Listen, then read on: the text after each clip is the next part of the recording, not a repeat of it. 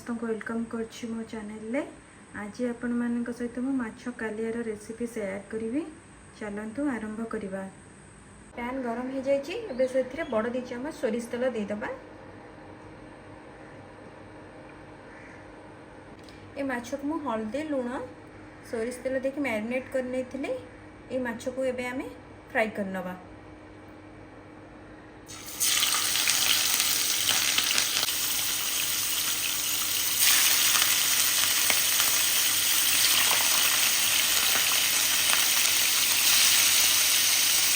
गोटे गोटे साइड हो गला माछर एबे ताको उल्टे दबा। माछ फ्राई हो गला या काढ़ी नबा। से पैन ने एबे अल्प गरम मसला दे दबा। कुछ समय फ्राई कर नबा। अल्प पियाज कटा दे दबा। एबे एठी मु गोटे साइज बड़ पियाज टाको एमती लंबा लंबा को काटिकी नहीं। पियाज किसी समय फ्राए होला पर एबे सेथिरे काश्मीर लाल मिर्च पाउडर दे दबा।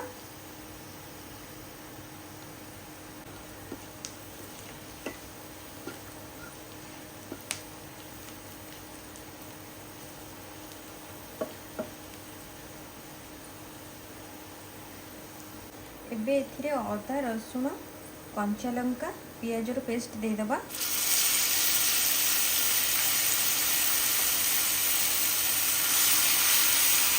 याको भलसे मिसई नबा। एबे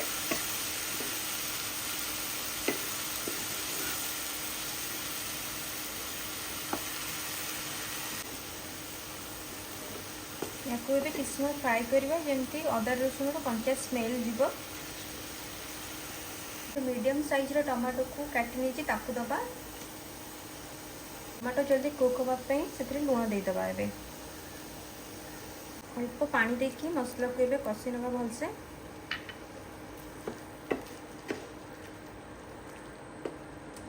एबे गुंड मसला ऐड करबा।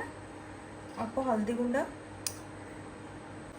अल्प जीरा गुंड, अल्प धनिया गुंड सबको भी भलसे मिसई नबा।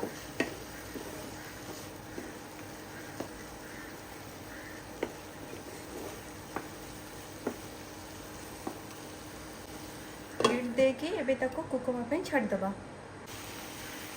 देखो मसला रू एबे तेल छाड़ी आसलानी। एबे एथिरे काजू पेस्ट दे दबा। एठी मु 7 ରୁ 8 खटी काजू नहीं गरम पानी रे प्रथम भिजे नहीं तापर को ग्राइंडिंग कर नहीं। ताको भी भलसे मिसई दबा। काजू पेस्ट को बेसी टाइम आमे फ्राई करबानी, अल्प किस समय फ्राई करबा। एबे हमें पानी दे दबा।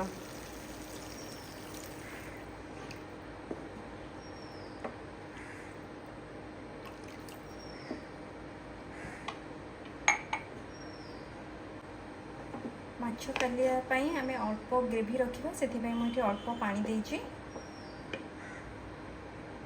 देखो ग्रेवी भलसे फुटिलाणी। ए टाइम रे हमें फ्राई करके रखिथिबा माछ सब दे दबा।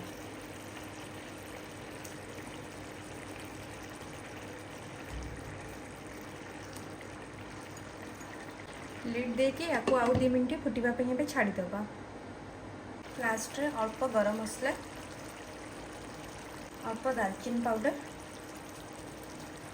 अल्प धनिया पत्र।